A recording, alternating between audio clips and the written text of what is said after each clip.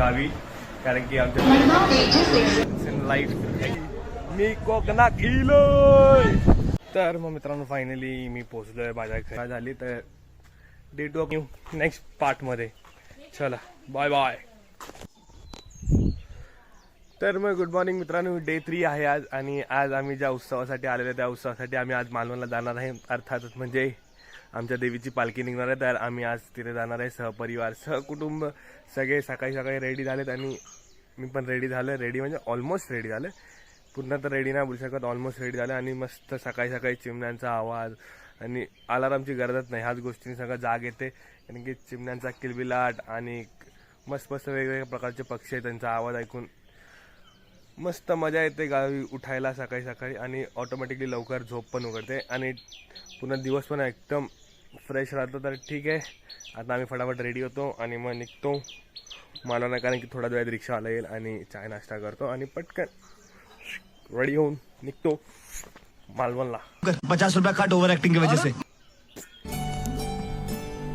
हे आहे आमच्या मयगणाच्या कुलदेवतेचं मंदिर, श्री केळबाई देवीचं मंदिर. आणि हे मंदिर वायरीमध्ये आहे.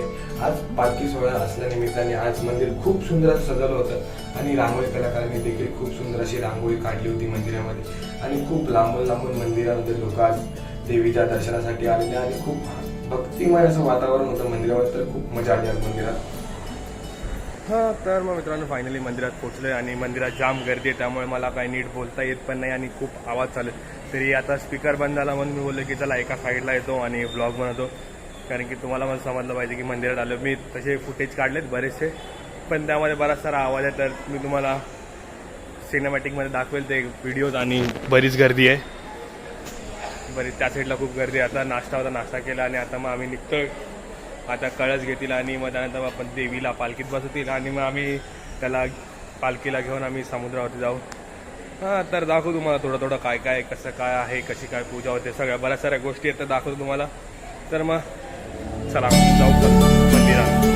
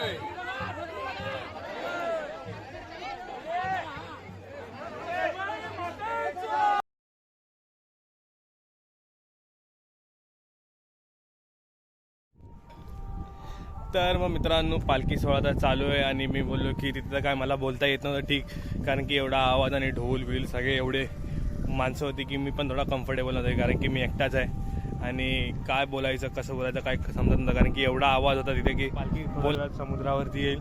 मी बोललं त्याच्यात आधी मी बोललो 5 मिनटं आधी मी पुढे आलो आणि बोललो चला ब्लॉगसाठी कंटेंट शूट करा. तुम्ही तर पालखी सोहळा बघितला असेल, तुम्हाला नक्कीच आवडला असेल तर तुम्हाला माहिती आहे ह्या व्हिडिओला काय करतं, लाईक शेअर सबस्क्राईब करायला विसरू नका. तर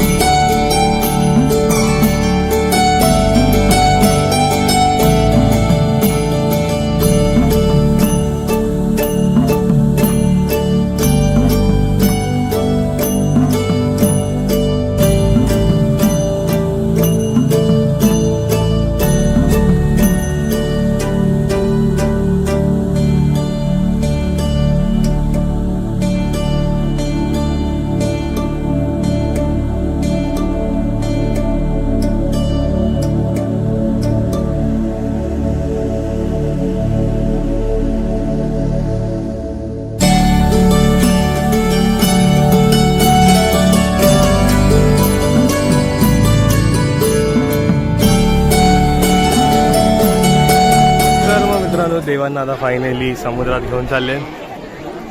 बघताय तुम्ही, मी तर जास्त पुढे जाणार नाही कारण की मी एकच जोडी कपडे आणले. तर अशा प्रकारे काही पालखीची पूजा होते आणि त्यानंतर मग असे देव समुद्रावरती आंघोळीला घेऊन जातात.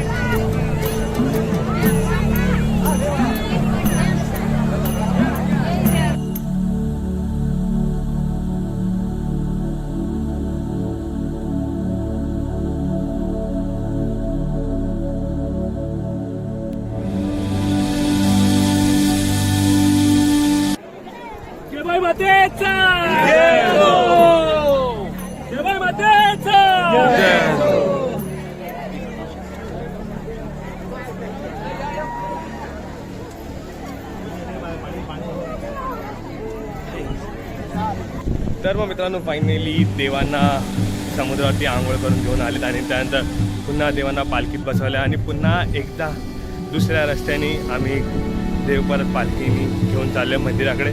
त्यानंतर हवन असेल, त्यानंतर संध्याकाळी सत्यनारायणची पूजा आहे आणि त्यानंतर मग आहे जेवण पण आहे. बऱ्याच साऱ्या गोष्टी आहेत, छोट्या मोठ्या छोट्या माझ्या आई कळस घेऊन चालली. अशा सगळ्या बायका धोक्यावरती कळस घेऊन चालतात. मला मी तर पहिल्यांदा एक्सपिरियन्स करतो सगळ्या गोष्टी, तुम्हाला पण दाखवतो. Let's go. हा तर मग मित्रांनो उन्हाने फुल लॉन डिहायड्रेट झाले, पालखीला पुढे गेले. मी आरामशीर चालवायला बोललो ठीक आहे आरामात जाऊया, काय घाई नाही आपल्याला, जाऊन फक्त आता होमला बघायचं आहे. त्यानंतर मग जय मॅम बस एवढेच प्रोसेस आहे. आता मी बघतोय वाट बघतोय कधी मंदिर येत आहे. मंदिर काय येईना झालं आहे. ठीक है जो भी है जैसा भी है देवीचं नाव घ्यायचं आणि चला चालत राहू. थंड पाण्याची बॉटल घेतली, ही 3री बॉटल आहे माझी. 2 बॉटल माझ्या पिऊन संपल्या, ही 3री बॉटल. ठीक है जो भी है देखा जाएगा.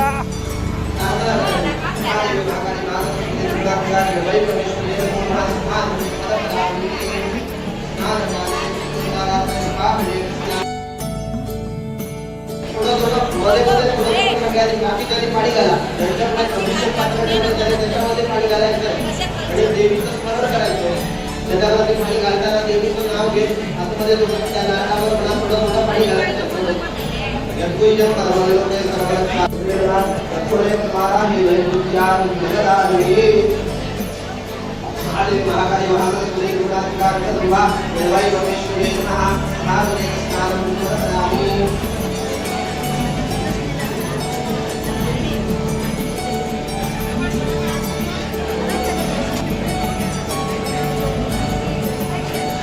सगळ्यांनी आपल्या मुलांच्या नारळावर गुरुजीवर लक्षाला घालायचं आहे. सुप्रदर्शक वस्तू सुबोध वस्तू कापसाचं वस्त्र सगळ्यांना दिलं. तर मग मित्रांनो फायनली सगळं झालंय, पालखी आली आणि सगळं हवन पण झालं आणि आता सत्यनारायणची महापूजा चालू झाली आणि ती झाल्यानंतर पाया पडू आणि मग त्यानंतर मग आम्ही जाऊ डायरेक्ट आमच्या घरी. आणि आता मम्मी माझी उभी लाईनीमध्ये तिला ओटी भरायची देवीची. ओटी भरून झाली की मग आम्ही जाऊ मग आमच्या घरी डायरेक्ट कांदळगावला. मग भेटू डायरेक्ट घरात. बाय.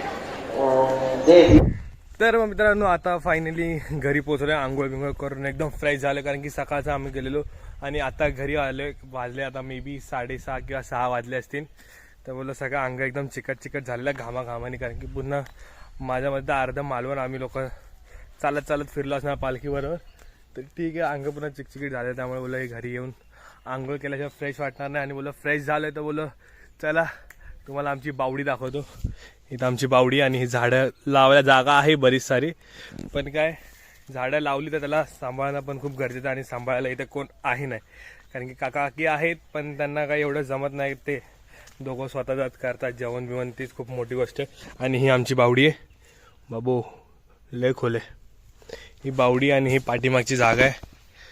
करायला गेलं तर बरंच काय होऊ शकतं इथं, पण काय माणसं पाहिजे इथे राहायला कारण की जोपर्यंत झाडांकडे तुम्ही लक्ष देणार नाही तोपर्यंत झाड तुमच्याकडे काय लक्ष देणार नाही. असे ते देवाणघेवाण आहे असं बोलतात.